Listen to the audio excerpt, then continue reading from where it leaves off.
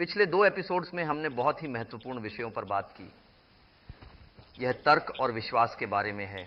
हमने उनकी परिभाषाओं और उनके आपसी संबंधों पर भी विस्तार से विचार किया है। इसी तरह विज्ञान की परिभाषा क्या है, इस पर भी चर्चा की। और विज्ञान की सीमाओं को हमने दूसरे एपिसोड में देखा। हमने विज्ञान और बाइबल के संबंध को देखा।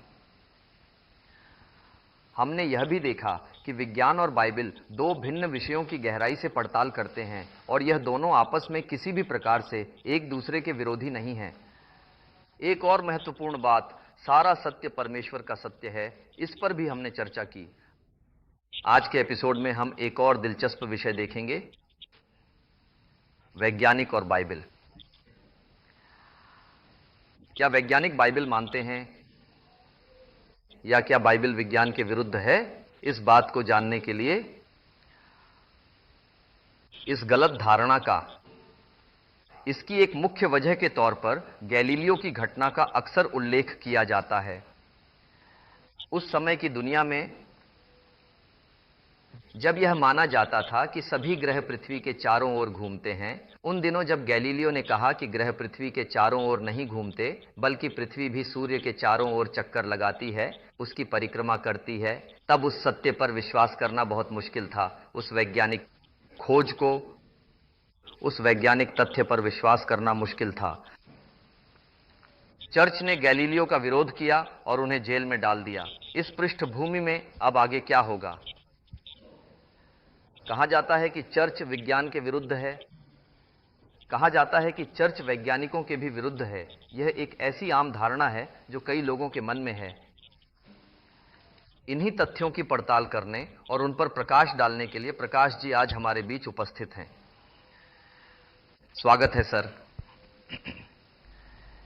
कहते हैं कि चर्च ने गैलीलियो का विरोध किया था, इस पर आप क्या कहेंगे? आपने अपनी प्रस्तावना में उस बात का उल्लेख किया था। यह एक बहुत ही महत्वपूर्ण विषय है। मैं इसे एक गलत धारणा कहूंगा। ओके। जो भी इतिहास जानता है वह इसे एक गलत धारणा ही कहेगा। ओके। परंतु इस गलत धारणा को एक सत्य के रूप में ही प्रचारित किया गया है और अभी भी है। आज भी अगर आप हाई स्कूल की सामाजिक विज्ञान की किताबें उठाकर देखें, गैलीलियो को सूर्य केंद्रित ब्रह्मांड के बारे में बताने के लिए, यानी सूरज पृथ्वी के चारों ओर नहीं घूमता, क्योंकि पृथ्वी और अन्य सभी ग्रह सूर्य के चारों ओर ही घूमते हैं। इस सूर्य केंद्रित ब्रह्मांड की अवधारणा या सिद्धांत को उन्होंने पहली बार प्रस्तुत किया था। इसी वजह से ईसाई चर्च ने उन्हें सताया था और पादरियों ने उन्हें जेल में डाल दिया था। ऐसा हम सोशल स्टडीज किताबों में पढ़ते हैं। हाँ, लेकिन ये सच नहीं है। ये बिल्कुल सच है कि कुछ धार्मिक नेताओं ने उनका विरोध किया था। ओके। उन गिने चुने पादरियों के साथ ही गैलीलियो के समय के अन्य ऐसे कई बुद्धिजीवी जो पादरी नहीं थे, उन्होंने भी गैलीलियो का बहुत विरोध किया था। उन्होंने विरोध क्यों किया? क्योंकि उस समय तक अरस्तुवादी विज्ञान का यही मानना था कि पृथ्वी के चारों ओर सूरज और अन्य ग्रह घूमते हैं। इस भूकेंद्रित ब्रह्मांड के सिद्धांत पर अरस्तु के समय से ही बुद्धिजीवी वर्ग और आम लोग भी भरोसा करते आए थे। तो यह केवल एक ईसाई मान्यता ही नहीं थी, बल्कि यह बात थी कि सभी लोगों की। हाँ, यह सभी लोगों की मान्यता थी, लेकिन उस काल में धर्म, राजनीति और सत्ता आपस में घुले मिले हुए थे। इसी वजह से गैलीलियो के कुछ विरोधी भी थे, जिनमें ईसाई और गैर ईसाई दोनों ही शामिल थे। उन विरोधियों ने पादरियों के साथ मिलकर बात की, उनके साथ बैठकर षड्यंत्र रचा और गैलीलियो को कारागार में बंद करवा दिया। यह सिर्फ इतना था, परंतु चर्च ने, ईसाई चर्च ने आधिकारिक रूप से गैलीलियो को कभी भी सजा नहीं दी थी। ओके। तो इसी प्रकार की साजिश के कारण गैलीलियो को कारागार में डाल दिया गया था। तो सारी गलती सिर्फ चर्च की नहीं है, बल्कि उस समय के समाज की भी थी। नहीं, चर्च के साथ, चर्च में कुछ लोगों के साथ, चर्च में मौजूद कुछ पादरियों ने उनका विरोध किया। उसी समय यहाँ एक जरूरी बात यह है कि जब गैलीलियो ने अपने सिद्धांत को प्रचारित किया, उसे बताया, उसे जाहिर किया, तो पादरियों में ही उनके कई दोस्त भी थे, बल्कि बन गए थे। उन्हें उनका समर्थन भी मिला था। इस बात को भी बताया जाना चाहिए, क्योंकि आखिर इतिहास का यही तो मतलब है। उसे एक तरफा नहीं कह सकते। इतिहास को वैसे ही बताना चाहिए, तभी वह इतिहास है। इसी से यह भ्रांति उपजी। यह सबसे पहली और महत्वपूर्ण बात है जिसे हमें समझना चाहिए। इससे भी बढ़कर एक और महत्वपूर्ण विषय यह है कि गैलीलियो ने भूकेंद्रीय ब्रह्मांड का विरोध किया और सूर्य केंद्रीय ब्रह्मांड का सिद्धांत प्रतिपादित किया। बाइबल के बारे में क्या सोचते थे, धार्मिक विश्वास के बारे में क्या सोचते थे, खासकर ईसाई धर्म के बारे में वे क्या सोचते थे, और बाइबल के विषय में उनके क्या विचार थे, यह हमें जानना बहुत जरूरी है। गैलीलियो के विचारों और उनकी सोच को समझे बिना और यह जाने बिना कि उन्होंने इन बातों को कहीं लिखा है या नहीं, हमें जल्दबाजी में यह निष्कर्ष नहीं निकालना चाहिए कि चर्च या ईसाई धर्म गैलीलियो के खिलाफ था, या कि बाइबल विज्ञान के विरुद्ध है, या फिर चर्च ने गैलीलियो का विरोध किया। और वैसे ही गैलीलियो भी बाइबल के खिलाफ नहीं थे। यह जानने के लिए कि क्या वे खिलाफ थे, पहले हमें गैलीलियो के विचार जानने होंगे। इसलिए मैं गैलीलियो जब वह जेल में बैठे थे तो, या फिर अपने अनुसंधान के दौरान, जेल जाने से पहले या जेल से आने के बाद उन्होंने आखिर क्या किया, उन्होंने क्या कहा था, मैं आपको संक्षेप में कुछ बातें बताना चाहता हूं। गैलीलियो ने, वे 17वीं शताब्दी के थे। वे सन 1564 से सन 1642 तक जीवित रहे। गैलीलियो की गैलीलियो गैलीली के कार्य पुस्तक नामक पुस्तक में उन्होंने अपने सिद्धांतों और विचारों को साफ साफ कहा तथा उनका उल्लेख भी किया है। ठीक है। उसमें उन्होंने मुख्य रूप से जो बात कही है वह यह है कि अगर कोई विज्ञान को नकारता है, ठीक है, अगर कोई विज्ञान को नकारता है तो वह पवित्र ग्रंथों के सैकड़ों पृष्ठों को अस्वीकार कर रहा है। उन्होंने कहा, यानी वे बाइबल का ही विरोध कर रहे थे। गैलीलियो का कहना था कि विज्ञान का विरोध बाइबल के विरोध जैसा है। यानी गैलीलियो की नजर में विज्ञान बाइबल के और बाइबल विज्ञान के खिलाफ नहीं है। चाहें तो उसे खरीदकर अनुसंधान कर सकते हैं, कोई भी इसे सत्यापित कर सकता है। ठीक। फिर प्रकृति और पवित्र ग्रंथ। पवित्र ग्रंथ मतलब बाइबल, यानी पवित्र धर्म ग्रंथ। प्रकृति और बाइबल ये दोनों ही कि ये सभी चीजें परमेश्वर द्वारा उनके वचन से ही सृजित हुई हैं, ऐसा उन्होंने बहुत स्पष्ट रूप से कहा। असल में ये दोनों ही परमेश्वर के वचन से उत्पन्न हुए हैं। तो बाइबल का अस्तित्व परमेश्वर के वचन के कारण है। प्रकृति, सृष्टि भी परमेश्वर के वचन से ही आई है। ठीक, ऐसा गैलीलियो ने कहा। उन्होंने बाइबल की बात पर विश्वास किया। इब्रानियों की पत्री के पहले अध्याय में क्या लिखा है कि परमेश्वर ने अपने महान सामर्थ्य वाले वचन से जगत और उसमें मौजूद सारी सृष्टि का निर्माण किया। यह बात वहां लिखी है। तो यदि आप उत्पत्ति की किताब को पढ़ेंगे तो जब उन्होंने कहा कि प्रकाश हो तो प्रकाश हो गया, या जब वे सृष्टि रच रहे थे तो हर चरण में उन्होंने अपने वचन से ही सब कुछ बनाया। इससे यह स्पष्ट होता है कि गैलीलियो के जो विचार थे वे ईसाई बाइबल के विश्वास के साथ बहुत करीब और समान थे, यह हमें समझ आता है। तो गैलीलियो बाइबल के खिलाफ नहीं थे। भले ही कुछ धर्मगुरुओं ने उनका विरोध किया, पर वे ईसाई धर्म के खिलाफ नहीं थे, यह समझ आता है। और तो और गैलीलियो थोड़ा और गहराई में गए और कुछ दार्शनिक बातें भी कही। उन्होंने क्या कहा कि जो वरदान हमें भगवान ने दिए हैं, और यह बात बहुत ही महत्वपूर्ण है, हमें भगवान ने जो वरदान दिए हैं, जैसे कि हमारी इंद्रियां, ये पंच इंद्रियां यानी आंख, नाक, कान, जीभ और स्पर्श, ये हमारी इंद्रियां हैं। और फिर आती है तर्क शक्ति यानी रीजनिंग, और उसके बाद हमारी बुद्धि यानी समझ, सोचने की क्षमता, कल्पना करने की क्षमता। उन्होंने कहा कि हमें इन सबको व्यर्थ नहीं करना चाहिए। और भला हम इन्हें कैसे व्यर्थ कर सकते हैं? यदि हम इस सृष्टि, इस प्रकृति का अध्ययन नहीं करेंगे तो हम इन्हें निश्चय ही व्यर्थ कर देंगे। हम इन्हें यूं ही बर्बाद कर देंगे। इसलिए इन्हें बर्बाद होने से बचाने के लिए हमें वैज्ञानिक अध्ययन को अपनाना चाहिए। हमें वैज्ञानिक बनना चाहिए। इस दुनिया का वैज्ञानिक अध्ययन करें। उन्होंने कहा कि बाइबल हमें इस दिशा में प्रोत्साहन और प्रेरणा देती है। एक मानव जीवन के लक्ष्य, हाँ, इन्हें यह भी कह सकते हैं। बिल्कुल, वही तो। फिर उन्होंने एक और बात कही कि आपको परमेश्वर के कार्य को समझने के लिए आकाश की खुली किताब को अवश्य पढ़ना होगा। अगर आपको परमेश्वर के कार्य समझने हैं तो आकाश की खुली किताब का मतलब है कि यह आकाश, यह अंतरिक्ष एक खुली हुई किताब जैसा है। यह परमेश्वर की सृष्टि के रहस्य बताने वाली खुली किताब है जिसका हमें अध्ययन करना चाहिए। महत्वपूर्ण। तो गैलीलियो परमेश्वर के खिलाफ नहीं थे, न ही बाइबल के खिलाफ थे, और न ही वह ईसाई विश्वास के बिल्कुल भी विरुद्ध थे। यह संभव है कि कुछ ईसाई धर्मगुरुओं ने गैलीलियो का विरोध किया होगा, ठीक है। केवल इस कारण हम यह नहीं कह सकते कि समस्त ईसाई धर्म ने गैलीलियो का विरोध किया, या समस्त बाइबल उनका विरोध करती है, या विज्ञान का विरोध करती है, या फिर पूरा ईसाई चर्च गैलीलियो और सभी वैज्ञानिकों के विरुद्ध है। शायद ईसाई धर्म के कुछ व्यक्तियों ने गैलीलियो का विरोध किया होगा और उनके सिद्धांतों को अस्वीकार कर दिया होगा, क्योंकि शायद यह उनकी अपनी समझ के कारण था जिसकी वजह से उन्होंने उनका विरोध किया होगा। हम जब वे बाइबल पढ़ रहे थे, और यदि हम यहोशू की किताब का उदाहरण लेते हैं, तो जब यहोशू ने प्रार्थना की थी तब सूर्य रुक गया था। जब वह युद्ध कर रहे थे तो अंधेरा होने वाला था, अंधेरा होने पर उनके हारने की संभावना थी, इसलिए इजरायलियों ने उन्होंने परमेश्वर से प्रार्थना की, सूर्य रुक गया, ऐसा लिखा है। और वे युद्ध जीत गए। कुछ समय तक, बल्कि काफी समय तक वह रोशनी वैसी की वैसी ही बनी रही और अंधकार छाने नहीं पाया। युद्ध के लिए एक उपयुक्त माहौल बन गया। यह बाइबल में है।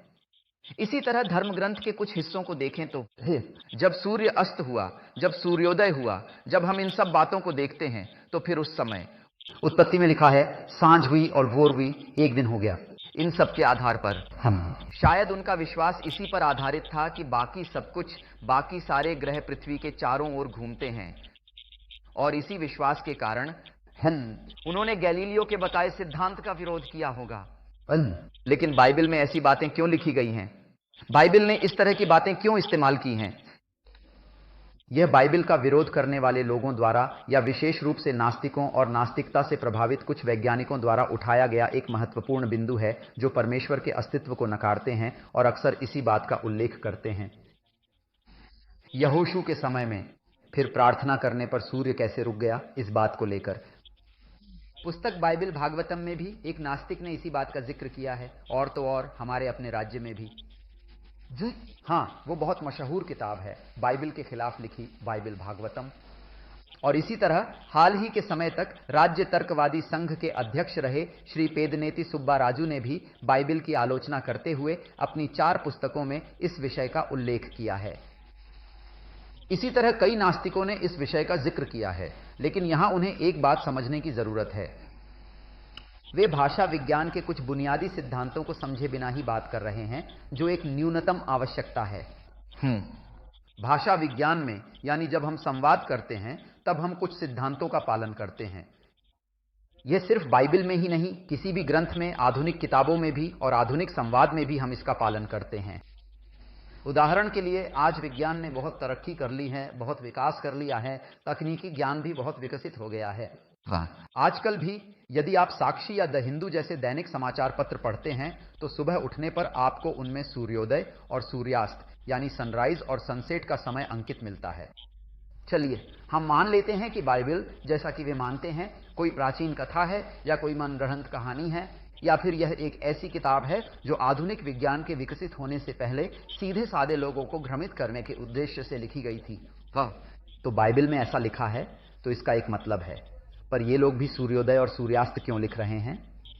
हम आज के अखबारों में भी, आज के समाचार पत्रों में, इतने आधुनिक विज्ञान के विकसित होने के बाद भी, यहां तक कि जब कोई वैज्ञानिक भी आता है तो बात करते समय वह पृथ्वी उदय या पृथ्वी अस्त जैसे शब्दों का प्रयोग नहीं करता। वह सूर्योदय और सूर्यास्त ही कहता है, क्योंकि लोग अन्यथा नहीं समझ पाएंगे। मतलब लोगों को समझ आने वाली भाषा में बात करना ही संवाद है।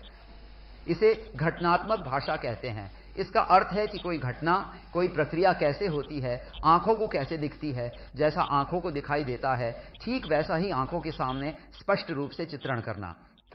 जैसा आंखों को दिखाई देता है, ठीक वैसे ही हम उसके वैज्ञानिक या तकनीकी पहलुओं में गहराई से नहीं जा रहे हैं।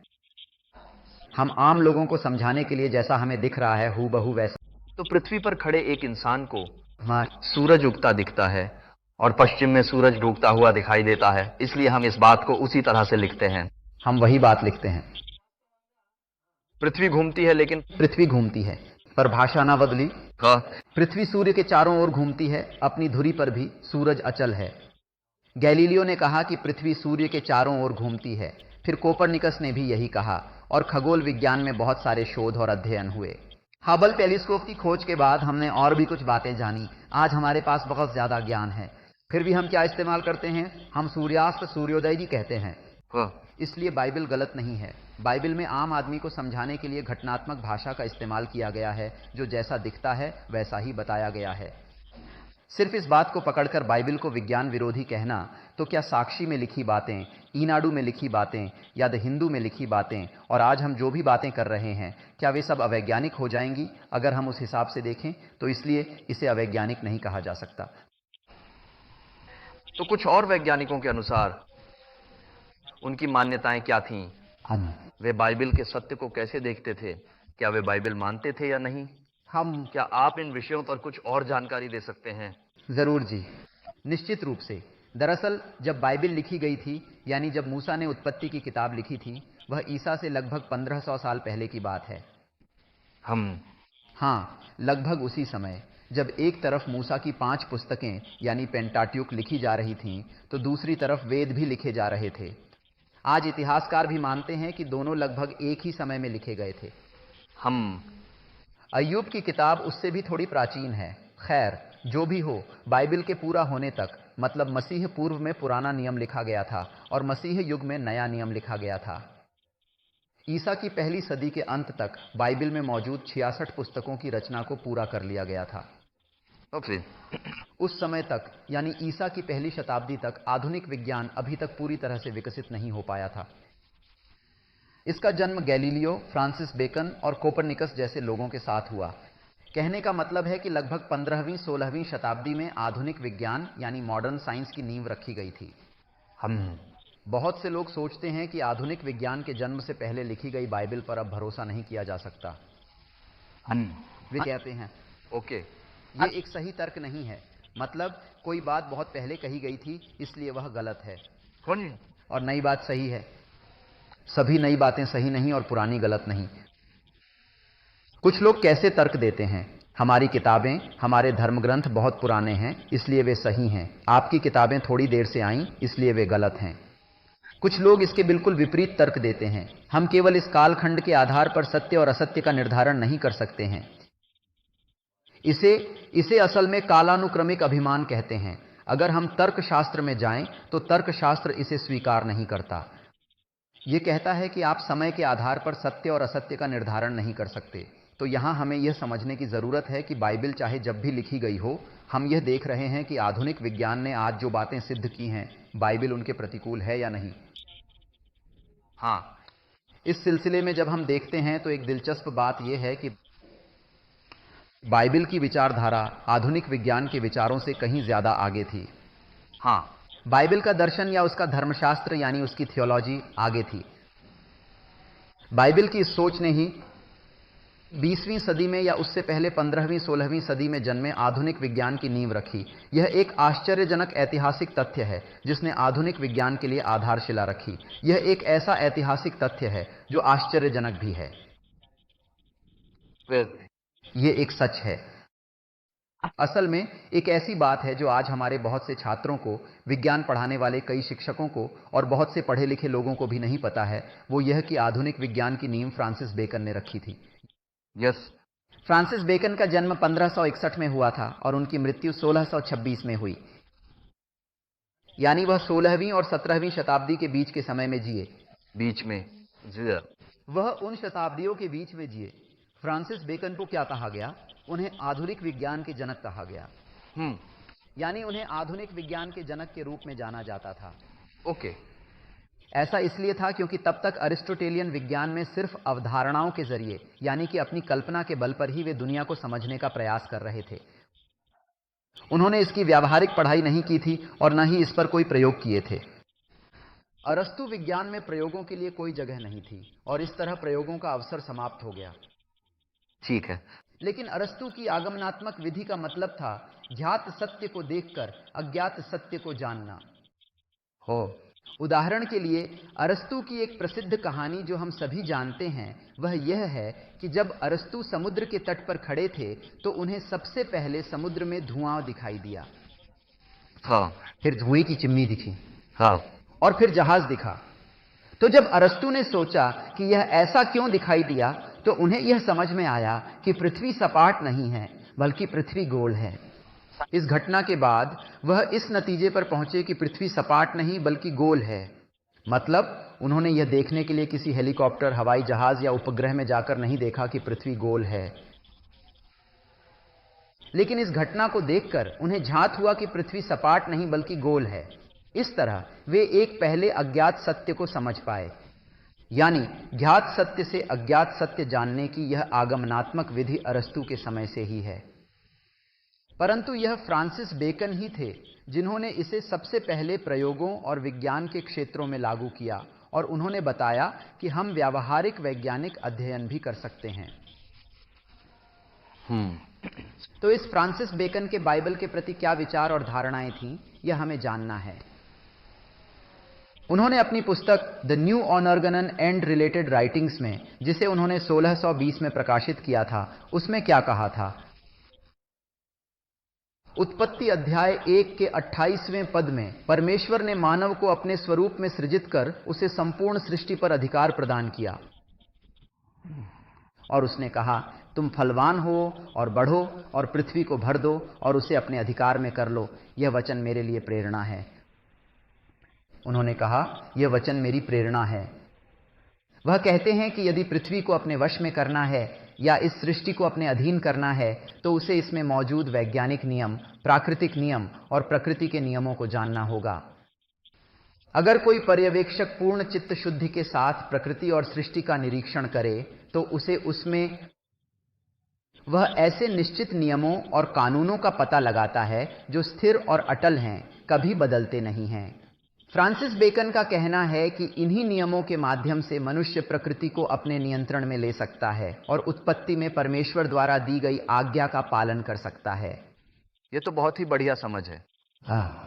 यानी जिन वैज्ञानिकों ने इस विज्ञान की नींव रखी थी, उन्हें बाइबल और विज्ञान दोनों के विषय में बहुत ही गहरी और परिपक्व समझ थी, जो उनके समय से कहीं आगे थी। सही। इतना ही नहीं, वह दानियेल की पुस्तक अध्याय 12 पद 4 में लिखी बात का भी जिक्र करते हैं।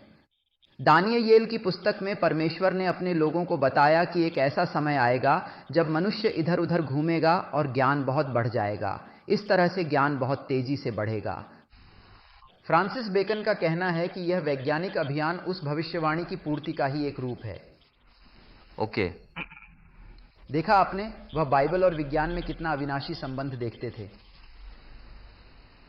इसके अलावा वह यह भी कहते हैं कि जिस तरह प्रकृति और सृष्टि परमेश्वर की शक्ति को उजागर करती है, ठीक उसी तरह बाइबल भी परमेश्वर की इच्छा को प्रकट करती है। जी। वह कहते हैं कि दोनों का संबंध परमेश्वर से है। इसके अतिरिक्त वह यह भी मानते हैं कि यह प्रकृति और यह सृष्टि परमेश्वर का ही प्रकाशन है, जो हमें परमेश्वर के विषय में सूचित करती है। यह एक प्रकार का माध्यम है।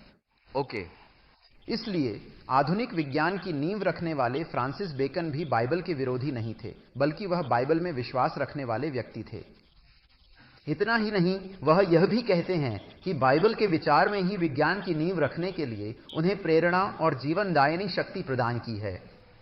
यह बहुत ही अद्भुत बात है। ये वास्तविकताएं कितनी खूबसूरती से दिख रही हैं। गैलीलियो अपने बाइबल के विश्वास को किस तरह धारण किए हुए थे। फ्रांसिस बेकन हम आधुनिक विज्ञान के जो जनक हैं। फ्रांसिस बेकन के विश्वासों को देखकर बहुत आश्चर्य होता है। आमतौर पर इस विषय के ज्ञान की कमी के कारण ही लोग कुछ कुछ टिप्पणी करते हैं, कुछ कुछ विषयों पर बात करते हैं और गलतियां करते हैं, जो दुखद है। तो क्या आप इसी तरह के कुछ और वैज्ञानिकों के बारे में भी बताना चाहेंगे जो बाइबल पर विश्वास करते थे? क्या आप बता सकते हैं? जरूर जी। अगर हम असल में देखें तो आधुनिक विज्ञान की नींव रखने वाले 1 दर्जन से ज्यादा वैज्ञानिक, वास्तव में 1 दर्जन से भी अधिक वैज्ञानिक जो बाइबल में विश्वास करते थे। बहुत से हो सकते हैं, पर आप कह रहे हैं हद वैज्ञानिकों के बारे में।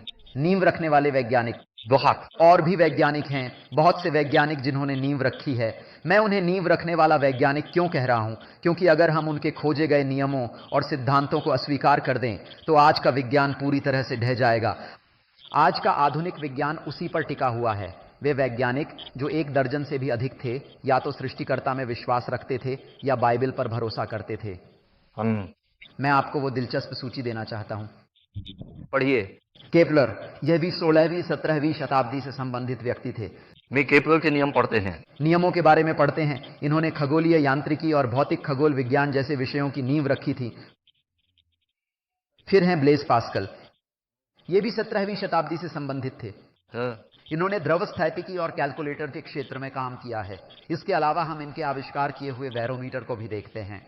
जब यह तूफान आता है तब हम उसके दबाव के स्तर का पता लगाते हैं, या फिर जब हम बीपी उपकरण देखते हैं तो दबाव के हिसाब से पारा ऊपर नीचे होता है, या फिर हम थर्मामीटर की ओर देखते हैं। इन सभी के जनक ब्लेज पास्कल ही थे। रॉबर्ट बॉयल, इन्होंने रसायन विज्ञान और गैस गतिकी की आधारशिला रखी थी। राइट। इसी प्रकार निकोलस स्टेनो भी 17वीं शताब्दी से संबंधित थे। इन्होंने स्तरीकरण विज्ञान की नींव रखी, और इसी तरह आइजैक न्यूटन भी थे। इन्होंने कलन और गतिकी की नींव रखी। गुरुत्वाकर्षण का नियम इन्होंने ही खोजा था। न्यूटन को कौन नहीं जानता? फिर माइकल फैराडे का चुंबकीय सिद्धांत भी है जी। इसकी नींव भी इन्होंने ही रखी। चार्ल्स बैबेज ने कंप्यूटर विज्ञान की नींव रखी। आज का युग कंप्यूटर का ही है। इस साइबर युग की नींव रखने वाले चार्ल्स बैबेज थे। यह 18वीं सदी के थे। वैसे ही लुई अगासी, जिन्होंने हिमनदी भूविज्ञान और मत्स्य विज्ञान जैसे विषयों की नींव रखी थी। फिर जेम्स वाई, सिम्पसन, ये 19वीं सदी के थे। इन्होंने स्त्री रोग विज्ञान की नींव रखी थी। यह चिकित्सा विज्ञान से जुड़ा गर्भाशय से संबंधित विज्ञान है, ठीक है। फिर ग्रेगर मेंडल, जो 19वीं सदी से संबंधित थे। आनुवंशिकी, इसकी नींव रखने वाले, यानी जेनेटिक्स की नींव रखने वाले। फिर वो भी बाइबल। मेंडल एक ईसाई सन्यासी, एक क्रिश्चियन मॉन्क थे। उन्होंने इन सभी बातों की खोज एक ईसाई मठ में ही की थी। फिर लुई पाश्चर ने जीवाणु विज्ञान की नींव रखी। वह इसके जनक भी थे। वे जीव विज्ञान के जनक थे। फिर लुई पाश्चर एक बहुत ही अद्भुत बात कहते हैं, इस दुनिया में जीवन से संबंधित सभी मूल तत्वों को हटा दीजिए। जीवन को जीवन के स्रोत के बिना ही समाप्त कर दीजिए। एक कीड़ा या सूक्ष्म जीव भी न रहे, ऐसा कर दीजिए। आखिर में एक तिनका भी न बचे, वनस्पति जीवन भी खत्म कर दीजिए। इसके बाद जीवन की रचना करने का प्रयास करें। यह असंभव है। वह कहते हैं यह असंभव है। मतलब आज जो कृत्रिम रूप से हमने उन जीवों को बनाया है, सृष्टि के बदले नई सृष्टि की है, क्लोनिंग की है। ये सब पहले से मौजूद सृष्टि से ही किया गया है। जीवन से ही जीवन आता है, लेकिन निर्जीव चीज से जीवन नहीं आ सकता। ये बात स्पष्ट रूप से कहने वाले वैज्ञानिक, ईश्वर को मानने वाले, सृष्टिकर्ता पर विश्वास करने वाले वैज्ञानिक थे लुई पाश्चर। इतना ही नहीं, विलियम थॉमसन, जिन्हें लॉर्ड केल्विन भी कहते हैं, इन्हें हम ऊष्मा गतिकी या ऊष्मा मापने के समय इस्तेमाल करते हैं। हम इनका उपयोग करते हैं। इन्होंने ऊष्मा गतिकी की नींव रखी। फिर जोसेफ लिस्टर, जो 19वीं और 20वीं शताब्दी के संधिकाल में 20वीं शताब्दी के आरंभिक चरण में रहे। वे 1912 तक जीवित रहे। इन्होंने एंटीसेप्टिक सर्जरी की नींव रखी। सबसे पहली एंटीसेप्टिक सर्जरी इन्होंने ही की थी। जेम्स क्लर्क मैक्सवेल, ये 19वीं शताब्दी से संबंधित थे। इन्होंने विद्युत गतिकी और सांख्यिकीय ऊष्मा गतिकी के लिए नींव रखी। विलियम रामसे भी थे, जो 19वीं और 20वीं सदी से संबंधित थे। इन्होंने समस्थानिक रसायन विज्ञान की नींव रखी। इन सभी वैज्ञानिकों में से ज्यादातर बाइबल पर विश्वास करते थे। सभी सृष्टिकर्ता को मानते थे। इतना ही नहीं, वे खुद यह भी कहते थे कि बाइबल के विचार और सृष्टिकर्ता पर उनके विश्वास ने ही उन्हें वैज्ञानिक नींव रखने के लिए प्रेरित किया, उन्हें प्रोत्साहित किया और उकसाया, प्रेरणा दी। ये बातें बहुत ही आश्चर्यजनक हैं। इतिहास को जाने बिना और तथ्यों को ठीक से समझे बिना कई बार यह सोचना कि वैज्ञानिक बाइबल के विरुद्ध हैं या वैज्ञानिक ईश्वर में विश्वास नहीं करते, ये कितनी बड़ी नासमझी है। ऐसी बातों को देखते हुए यह समझना आसान हो जाता है। अगर हम सच्चाई को नहीं जानेंगे तो विचारों की दरिद्रता में रहेंगे। सच। इसका मतलब है कि हम गलत विचारों की बेड़ियों में जकड़ जाएंगे, और दूसरे लोग हमें जकड़ भी लेते हैं। कुछ लोग बुद्धिजीवी बनकर आकर सच छिपाकर हमें कुछ और बताते रहते हैं। इसलिए समाप्त करने से पहले मैं आपको कम से कम 2 वैज्ञानिकों के बारे में बताकर ही रुकूंगा। बताइए। 2 और बहुत महत्वपूर्ण वैज्ञानिक हैं, जोहान्स केपलर। जोहान्स केपलर कहते हैं कि वे भी 17वीं सदी के वैज्ञानिक ही थे। गेराल्ड हॉल्टन नामक एक व्यक्ति ने 1973 में ऑक्सफोर्ड यूनिवर्सिटी प्रेस द्वारा प्रकाशित अपनी पुस्तक thematic origins of scientific thought में जोहान्स केपलर के बारे में इन सभी बातों का जिक्र किया है। जोहान्स केपलर कहते हैं, यदि हम सृष्टि के स्वभाव का अवलोकन करें तो हमें सृष्टिकर्ता के विचार स्पष्ट रूप से दिखाई देते हैं। इतना ही नहीं, यह ब्रह्मांड एक बहुत बड़ी गणितीय मशीन है। इस गणितीय मशीन के पीछे एक सृष्टिकर्ता दिखाई देता है, क्योंकि कैलकुलेटर में दूसरी इकाई तभी डाली जा सकती है जब कोई ऐसा व्यक्ति हो जिसे गणित का बुनियादी ज्ञान हो, जिसे वह दूसरी इकाई पता हो, वही उसमें वह दूसरी इकाई डाल सकता है। उसी तरह वे कहते हैं, अगर यह ब्रह्मांड एक विशाल गणितीय मशीन है तो गणित न जानने वाला, हिसाब किताब न जानने वाला इसे नहीं रच सकता। इसलिए इस सृष्टि के पीछे एक अत्यंत बुद्धिमान व्यक्ति मौजूद है। इसके अतिरिक्त वे यह भी कहते हैं, मैं तो वास्तव में एक धर्मशास्त्री, एक बाइबल का पंडित बनना चाहता था, किंतु मैं बन नहीं पाया। लेकिन आज एक वैज्ञानिक होने के कारण मैं खगोल विज्ञान में किए अपने प्रयोगों के माध्यम से ईश्वर की महिमा करने में सक्षम हूं। कई लोग ईश्वर की प्रशंसा कर पा रहे हैं। खगोल विज्ञान के माध्यम से मुझे सृष्टिकर्ता की महानता का बोध हुआ। दूसरे शब्दों में, हालांकि मैं धर्मशास्त्री नहीं बन सका, लेकिन एक वैज्ञानिक के रूप में मेरे प्रयोगों ने मुझे काफी धर्मशास्त्र सिखाया।